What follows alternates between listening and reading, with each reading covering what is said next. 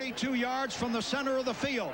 Adam Lingner ready to snap it back. It's 38-all. Bills can win it here. Reich puts it down. The kick is on the way, and it is good. And the Bills have won it. The Bills have won it. The Bills have won it. They win it 41-38. Incredible. What a comeback by the Bills. The greatest comeback in NFL history, period. The Bills rallied from a 32-point third-quarter deficit to down the Oilers 41-38. You find your kind of career is shaped around one game? But, you know, when it comes to football, yeah, I mean, that was, you know, I played a handful of games, and that was obviously the big one. And the stage was the week before, in the last regular season game, we played the Houston Oilers in Houston, and they beat us pretty bad. I don't remember the score, but it was something like 28-3 or something like that. Do the math, it's 65-6. The last 4 quarters that we've played the Houston Oilers at this point, when we go in at halftime, they've dominated us 65-6 in 4 quarters of football. I actually think that was part of the key for our comeback, because they're feeling like now they can't lose. We're feeling like we've been totally humiliated, and you know, the locker room, again, the offense and the defense kind of split up at the beginning, so, you know, maybe Walt Corey was going crazy over there, I'm not sure, but offensively, we just were kind of focusing and talking about, hey, one play at a time. How do we, you know, let's execute. 1 first down, 1 touchdown. And, you know, there were no rip-roaring speeches, and essentially, you know, Marv Levy's comments were, hey, let's just fight hard and go out like men. Who knows what's going to happen? Tell you the truth, Larry. No, I just said this is a humiliating day, and did I think we still had a chance? Well, there was a lot of time left, and there's a glimmer of a hope, but I mean, it's about the same chance you have to win the New York lottery.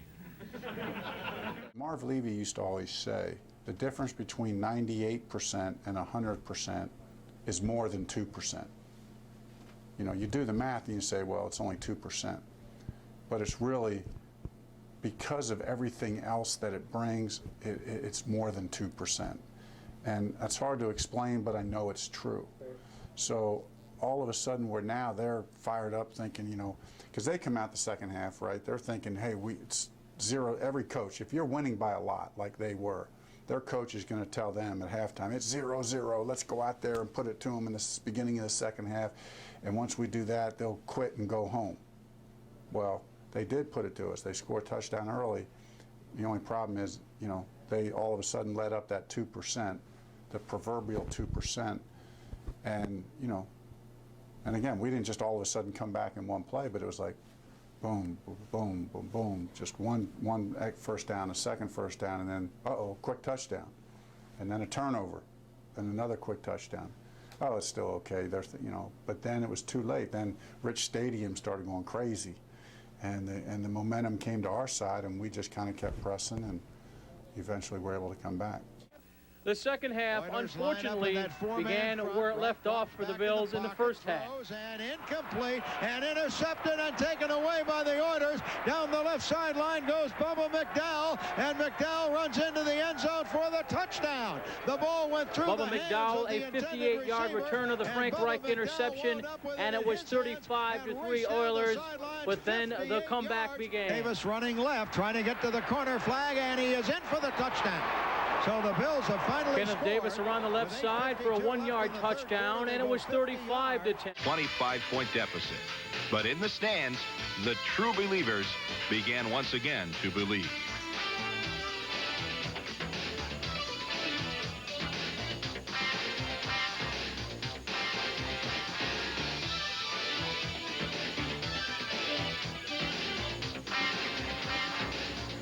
The Bills reached into their bag of tricks on the ensuing kickoff.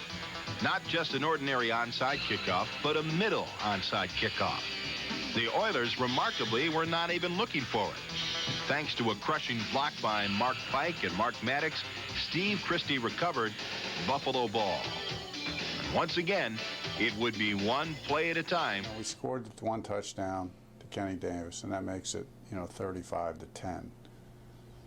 And, you know, so at that point, because now we're midway through the third quarter, you know, they're thinking it's still 25 points, no problem. But then we did that surprise onside kick, which is really a credit to Bruce DeHaven and Marv Levy. Bruce DeHaven being our special teams coach at the time. And, and then 3 plays later, we hit BB on the touchdown pass, in which, as we all know now, he stepped out of bounds on the play, but they didn't see it. So, now all of a sudden, in the course of just a few minutes, now it's 35-17,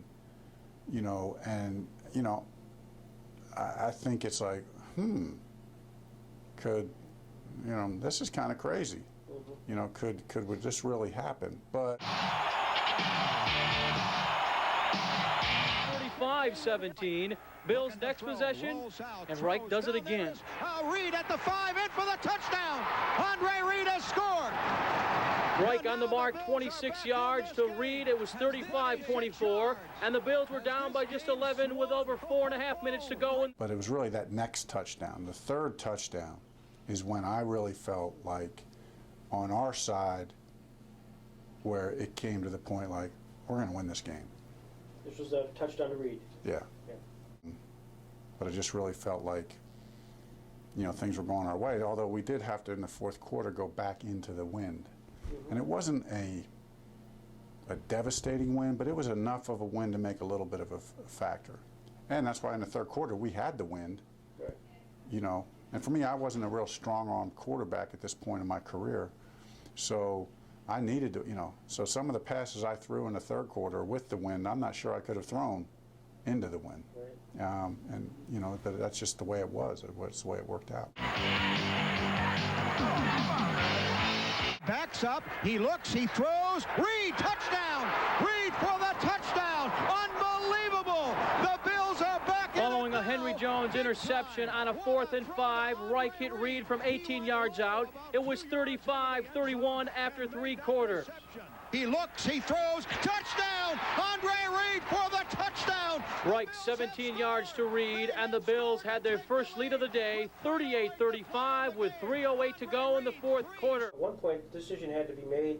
You were in field goal range, 4th quarter, 4th and 5, and you decided to go for it.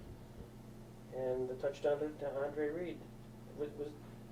Was there much conversation on the sidelines at the time? Was, well, let's take the 3 points, or? No, not really. What had happened was,